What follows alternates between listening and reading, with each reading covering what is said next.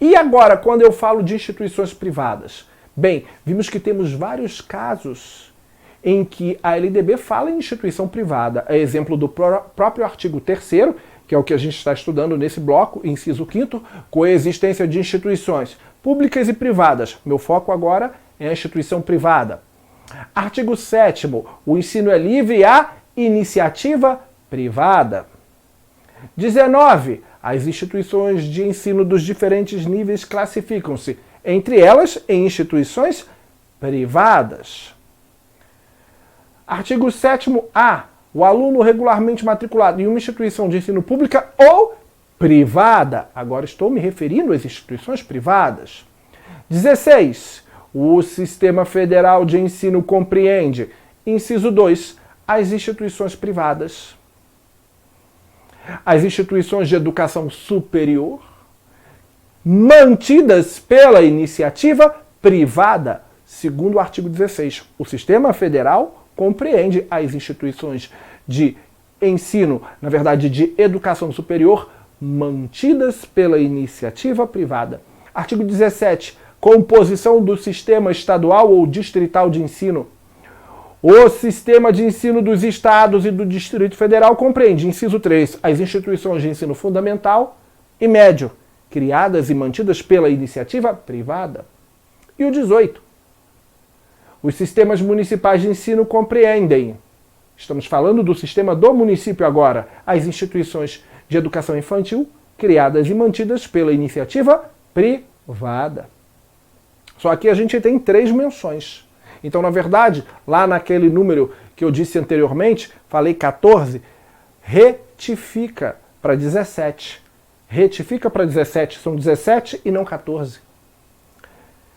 19. As instituições de ensino dos diferentes níveis classificam-se em instituição privada. 45. A educação superior será ministrada em instituições de ensino superior públicas ou privadas. 46. Parágrafo 3º. No caso de instituição privada, além das sanções previstas no parágrafo 1º, que óbvio nós não vimos, esse não é o foco é mostrar a terminologia instituição privada.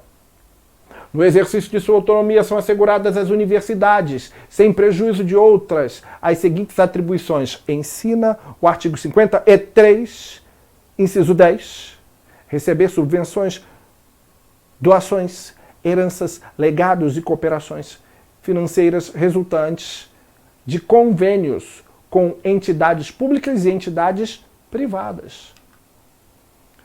Órgãos normativos do sistema de ensino estabelecerão os critérios que caracterização das instituições privadas, sem fins lucrativos. Mais uma norma direcionada à iniciativa privada.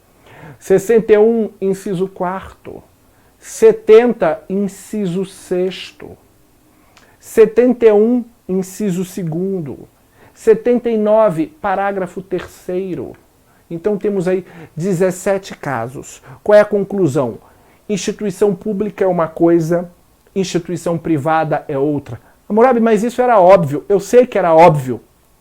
Mas eu tenho que ressaltar o óbvio, porque na nossa próxima aula eu vou mostrar para você uma outra coisa que não é tão óbvia e que a maioria das pessoas não enxergam. Por isso eu estou separando muito bem o termo instituição pública e instituição privada, destacando que, por óbvio, são diferentes e que sinônimo de instituição pública é escola pública e que sinônimo de instituição pública é rede pública. Todos estão no mesmo bojo.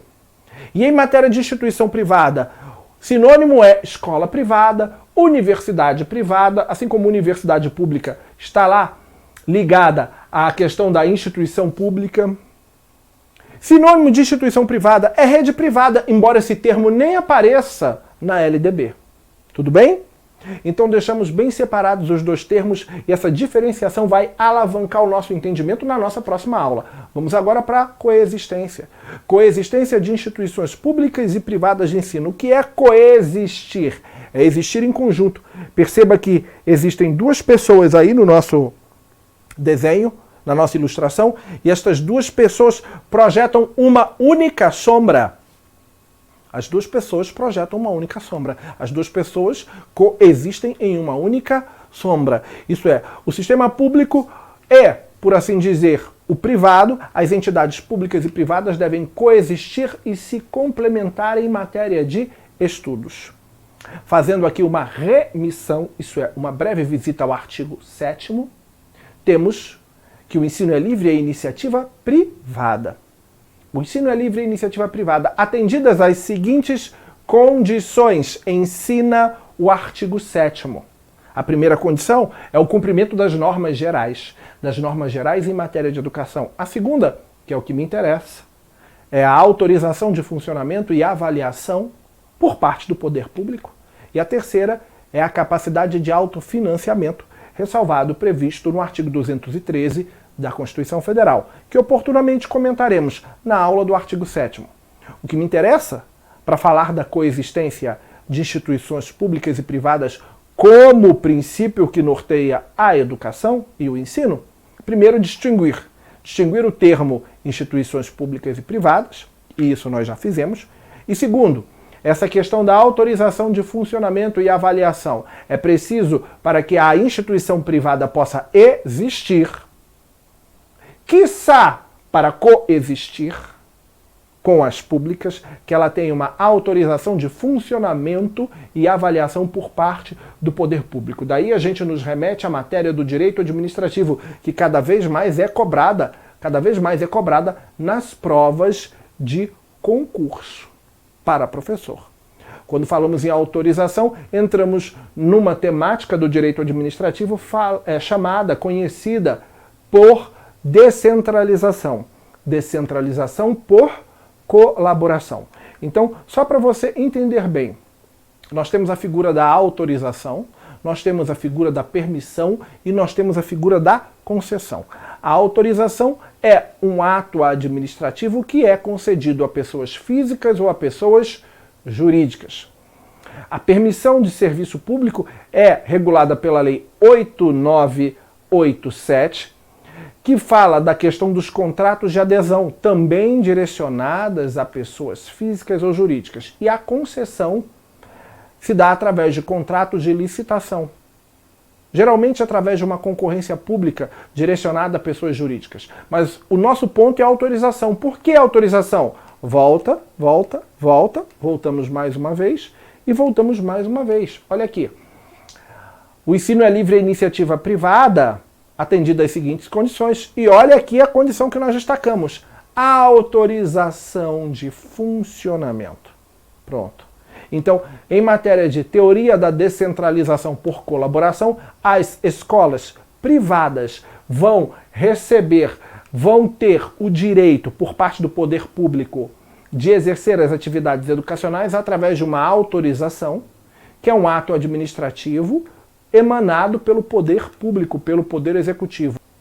Então, surge a figura da autorização. Como eu disse, a autorização ela é um ato administrativo, por meio do qual a administração pública possibilita ao particular a realização de alguma atividade de predominante interesse público. Perfeito? Então, falar de autorização é ato administrativo expedido pelo poder público para funcionamento de uma atividade privada, normalmente concedida através de um alvará. Alvará é uma palavra que vem do árabe, só para dar a você um pouco mais de conhecimento inútil, tá? Que quer dizer, na verdade, deriva de albará, né? Que quer dizer carta ou cédula. É uma carta ou uma cédula. Então, um albará, né? Um alvará pode ser entendido como um diploma, uma carta ou uma cédula passado por uma autoridade oficial competente que confere direitos a alguém ou autoriza algum particular a explorar determinado serviço com fins lucrativos ou vantajosos. Então, essa é a ideia do albará ou alvará. Então, a gente pode concluir, levando em conta o que a gente estudou no inciso 3º, na aula anterior, que estudamos o inciso 3º e 4º, e com base no que estamos estudando nessa aula, que existe a coexistência não só de instituições públicas e privadas de ensino, como a coexistência de diversos modelos educacionais, de diversas propostas pedagógicas que vão abrir o leque para uma infinidade de escolas diferenciadas. A exemplo de uma escola montessoriana, ela existe com base no inciso 3º e no inciso 5º. A exemplo de uma escola pautada na antroposofia, numa escola Waldorf. A exemplo de escolas cívico-militares, onde nós vemos cada vez mais a proliferação hoje desse modelo, principalmente aqui no Distrito Federal, ou escolas militares. A exemplo de escolas especializadas em alunos portadores de deficiência e outras necessidades educacionais especiais ou altas habilidades. O inciso 3º e 5º nos proporciona isso. Estamos fechando mais uma aula e na próxima aula vamos dar continuidade no estudo dos princípios que norteiam a educação. Um grande abraço, fique com Deus e até o nosso próximo encontro.